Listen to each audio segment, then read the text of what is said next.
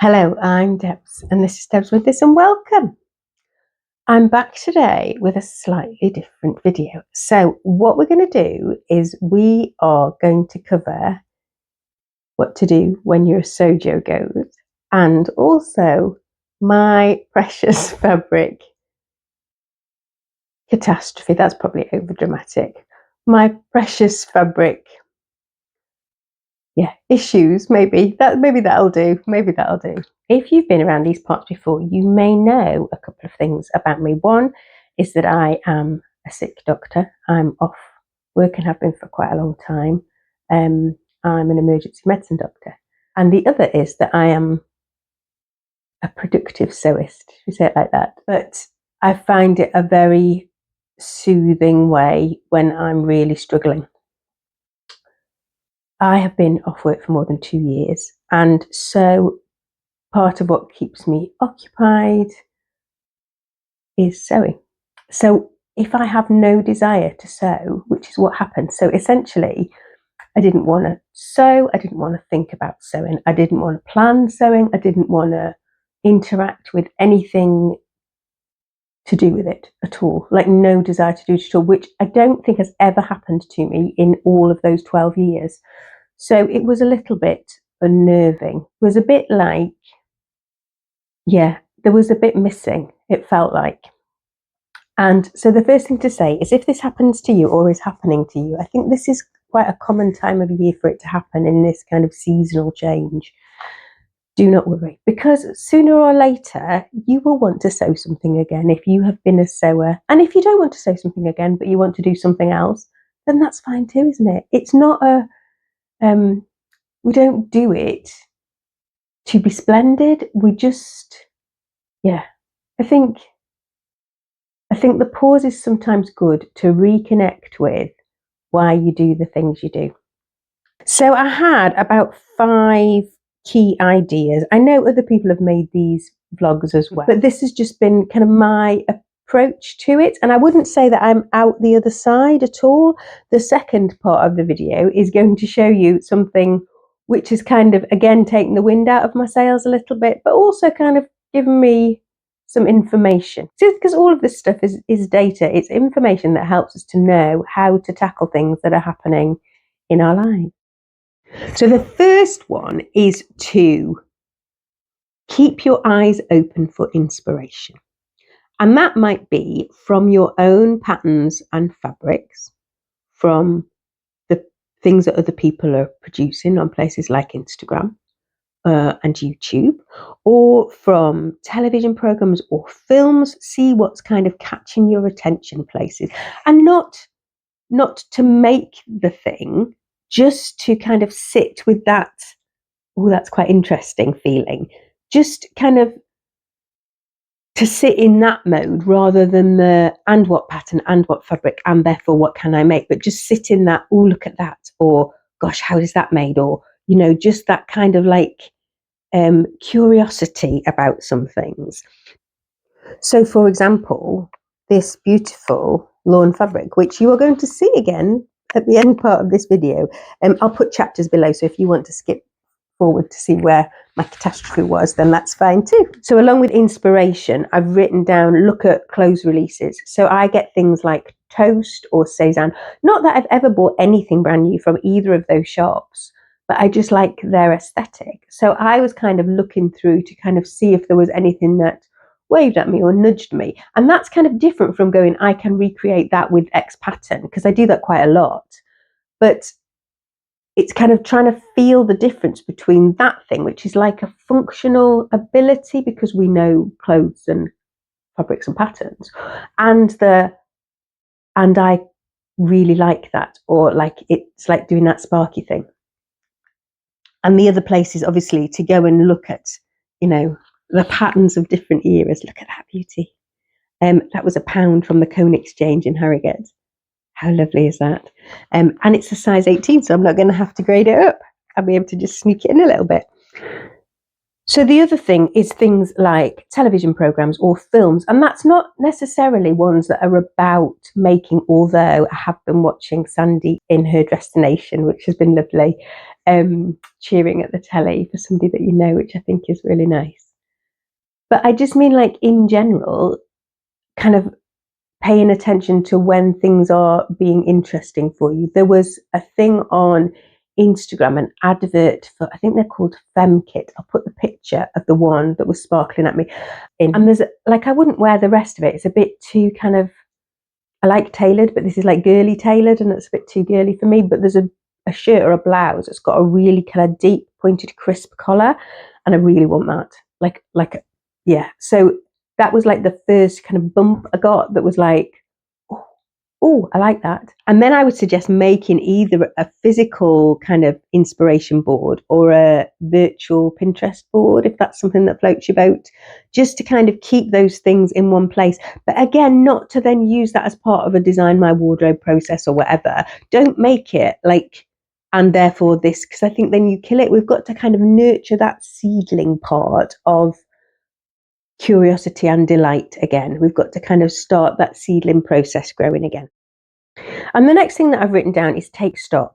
And that's particularly of your wardrobe at this time when we're swapping things over.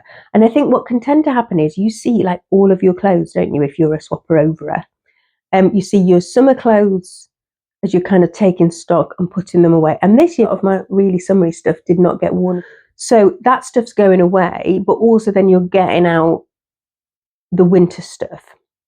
Now, I've talked about this before, because around here, if I de-stash things, if I put things to a charity shop or to the clothes bank, if they are not in season, they won't get kept. So what I do, tend to put things in a to be considered bag or box. And then when I open those again, they're the one that I'm looking at to go, are you one that I'm going to keep this year or not? And lots of the things that I was getting out of even the bit that wasn't that, so just my normal autumn winter wardrobe bag, I didn't like. So yes, as you're doing your swap over, sometimes that can feel a bit overwhelming, but I think using that as an opportunity. So I'm wearing something at the moment that I got out of the box and I was like, So this is a knit dress. But what I was thinking as I put it on today was actually I could layer this up with a jumper rather than refashion it. Keep it as it is, layer it up and see how that kind of goes. Yeah. So I think, reassessing, taking stock of your wardrobe. You could even, as I have been doing recently, do a capsule challenge. So I did a 10 by 10 me-made capsule led by Teresa at Lost My Thread, and I will do a separate video about that. But that kind of was a bit like clothing fast. So 10 items of clothing worn in different days for 10 days, different ways for 10 days. So something like a capsule challenge can be an interesting way to explore the clothes that you have, and also kind of just step back from most of your clothes for quite a long time. So then when you come out of that, you're like, okay, what am I excited to wear? That's another tool in your toolbox. Number 3 is organize, and I suppose that kind of goes along with taking stock, but organize your space, get things. I'm looking around because it's still a pit in here, although it is much more organized and we're getting there. It's just like a little bit at a time because there is a lot of stuff in this dining room. One day when it's tidy, I'll do a little dining room tour for you. You can see the use I make of the space, put it like that. So organizing your stuff, getting the summer-ish fabrics put away and the autumnish fabrics out, making sure that your patterns are organising, getting rid of things that you are no longer serving. We went to Harrogate Social. It's the second one that there's been, but it's the first one that I went to, and I took some patterns and some fabric to that. Just kind of like reassessing things has been really helpful, and kind of making sure that you can see stuff and that you've got clear spaces. I think it just helps to let your mind relax a little bit more. Try other crafts and problem solving. I started, I think I've said about this, I went to recently an embellishing and repairing workshop where I did that to the bottom of my jeans. But these are jeans that I've had quite a lot of experimental processes performed on them, including, look how cute that is. And it's like, I mean, these don't matter, I wear them, but I think just being a little bit more playful with your creativity is really important. I taught I can't see the other one. I taught a class, an embroidery class, like a volunteer group at a social church thing that I do. And we did all sorts of like little random things. I did that, and I did some different flowers that they could try that would work as embellishment on things, and just playing. The other thing I've done, I have gone to the dark side. Look what I've done.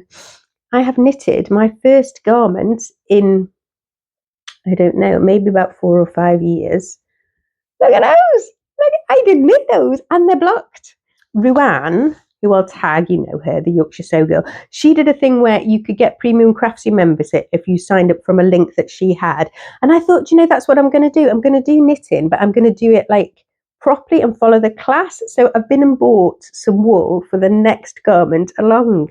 I'm not going to turn into a fancy knit, but there is a garment. If I can find the book, I'll take a picture. But there's a garment that's itchy nose, a V-necked sweater that's done with 2 different yarns held together. And I was like, gosh, that sounds very complicated, but I really like the sweater, and I've really liked it for years and years. So that's my ultimate aim, is to make that sweater.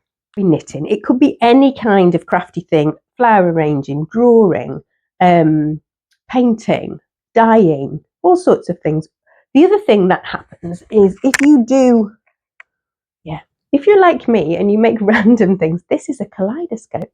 But it was like a real problem solving one. So somebody said, oh, we need to do a project that's celebrating the theme of light.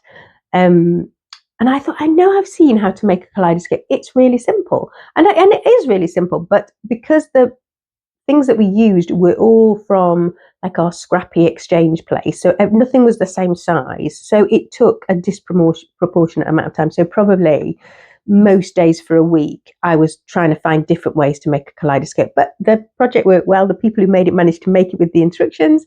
And people seemed to enjoy it. And the lesson that came out of it for me, actually, I got very, very complicated with the way of solving the problem. And then I got very, very simple with the way of solving the problem. And the very simple way was much more effective.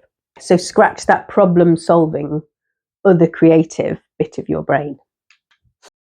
And the other thing I've written down is draw or sketch. So sketching. So you could do, this is on like a croquis that I did a class with Wild Orchard. Lottie is the lady's name. And she does a really inspiring free class that she runs about kind of fitting a handmade wardrobe, which was really good.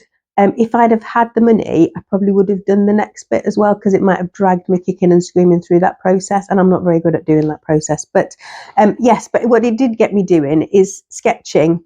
You could also do, there's My Body Model, isn't there? And I do have one of those, but she's my version of My Body Model is smaller. And when I was a Cashmerette member last year, I didn't remember to update it, which was a bit foolish, because I think if you're a Cashmerette Club member, you get like 90% off or something.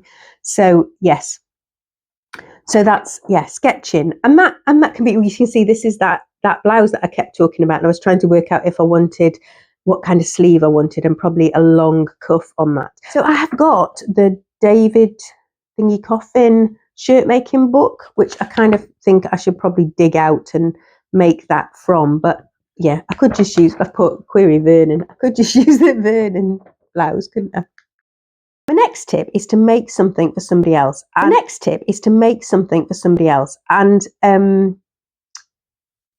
the garment that I'm making is for a friend of mine who's really tall. I've had to add 5 inches to the length of the fern culottes. I shall show you how far I've got. I'm nearly there, actually. They need these are an elasticated wide leg pant pattern, and they're culotte length, and I've lengthened them kind of further still so that they're ankle length, because my friend never has trousers that are long enough to cover her ankles. And I was like, I can do that. That's a skill that I have. I can make you trousers that are long enough. I've also popped a little Positive Pants label, which is a Cozy Crafts Club, I think she's called. I really like the pocket on these because it's kind of set in a little bit, so it looks really neat. And I'm going to hem them obviously when I've got it, but I've made these in this gorgeous, really beautiful berry coloured linen, which has been in my stash, I think probably for about 4 years, and it's supposed to have been being a dress. But it's that, isn't it? It's kind of using using what you've got and remembering what your skills are. When she tried I made her a toile out of a double gauze fabric, and when she tried it on, the delight on her face at having something that fitted her, that she could move in, that she could squat in, that she could cycle in, that she could, there's all these things. And we talked about adding a cuff or a removable cuff, so that when she is cycling, there's a way to kind of cinch the edge of the trousers in this longer pair. So like that whole kind of problem solving thing again, but like for somebody else, it's kind of just like is approaching it from a different perspective, which I think is really helpful. You all know this one, tried and trues. So yeah, make something that you know how to make that's going to be successful. You see, I say that, and then I made a new pattern. You've seen these before. This is my Starsia tee with the cute Specky Seamstress bias binding. I think I talked about them in a Friday series. If I did, I'll ping it up there. And then this is the Sewaholic Renfrew tee in the floppy viscose jersey, which I'm not sure about as a clothing item. So we're going to move position, and I'm going to show you the cotton lawn garment that I have made, and you can hear about that adventure. So part 2, the precious fabric catastrophe. So this garment, I shared this in my So Precious Fabric plans. And this garment is I shared this in my So Precious Fabric plans. Irma, the blouse version. Let me just bring her in a little bit because she's tucked behind that chair. And this is the blouse version with the poofy sleeves, not the narrow sleeves. Now, because of the Sewjo missing thing, when I suddenly decided that I wanted to make this, I just cracked on, which was probably error number 1. Now, I thought that I'd had the pattern printed out, but I couldn't find it. So not to be disheartened, I printed out the PDF. This obviously comes as a dress as well, so it had quite a lot of pattern pieces. So I printed all that out, and I stuck it all together, and I cut out my size, and I cut out my fabric, and I cracked on. I went to a sewing social, which is also a good way to kind of spark your Sewjo a little bit.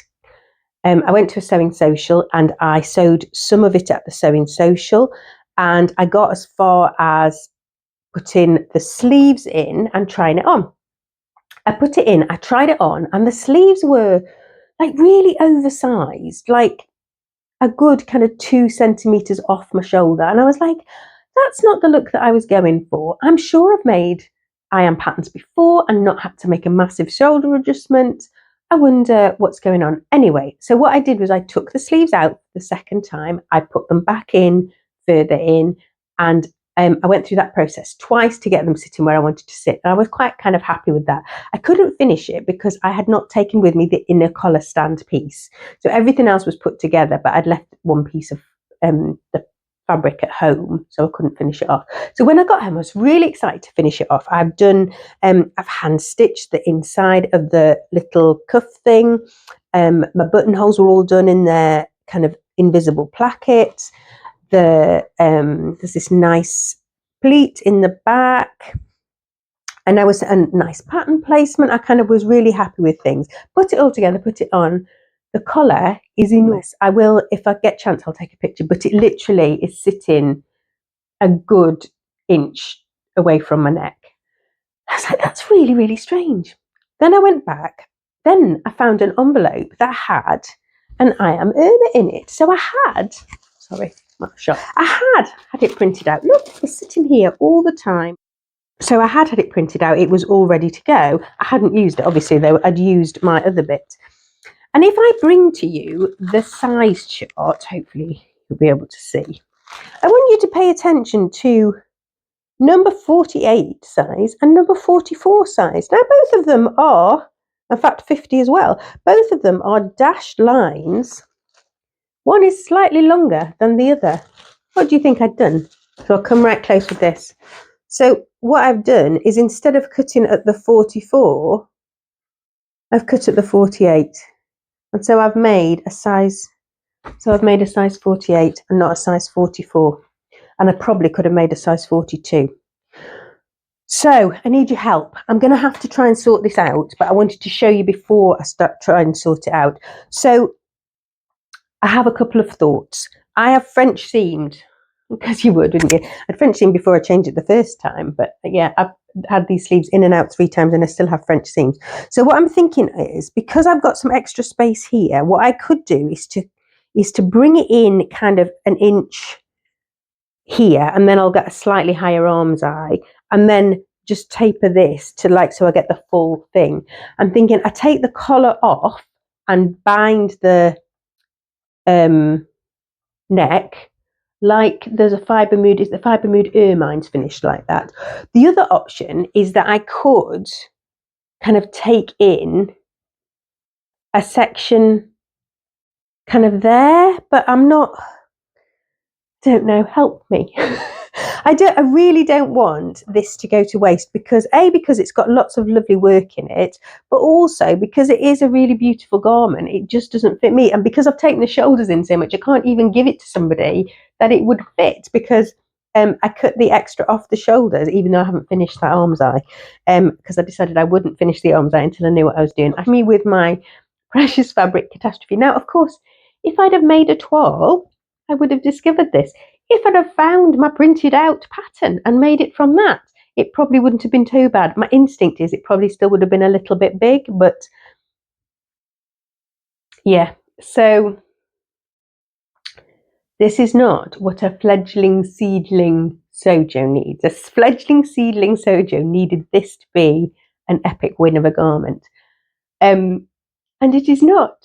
But I'm trying to be really careful about how I talk to myself about it, because it is just one of those things. I made a mistake, and that's okay, isn't it? Because I'm a human being and human beings can make mistakes. So yes, if you have some top advice for me, particularly Katinka, I'm waving at Katinka. Katinka, help me to fix this. I'm sure I can do it, and I hope you've got some really good ideas for me. And I'm trying not to, I've left it sitting on the dress form, but I'm trying not to be disheartened by it. The options are leave it like it is and just rock it out. It needs to kind of come up a little bit in the arms, I think is the main thing, as well as obviously the enormous collar.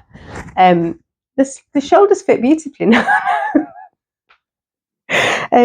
Yeah, and it is lovely, and the sleeve is a really lovely sleeve. I love how it's kind of neat at the shoulder and then poofy at the bottom. Really, really nice. I could finish the shoulder seam and just give it away. I don't think I'm going to do that. I could put it in a cupboard. That's normally a helpful thing I find, to put something away, leave it for a few weeks, come back to it and look at it again. The thing that makes me hesitate with that is because this is a really kind of this season fabric, I think, and obviously I could wear it in the summer as well, but I just the colours with that khaki colour and that kind of warm goldy colour, I want to wear it. So yes, help me folks. So I think that'll do me for today. I hope that has been helpful to give you some Sewjo tips, and that you can smile that despite the fact that I've been doing for 12 years, I can make the rookie error of making the wrong size in a garment. I shall say bye-bye for now. I hope wherever you are in the world, you are finding time to rest and replenish and do some making if that's something that's bringing you joy. And I shall say bye-bye for now, and God bless.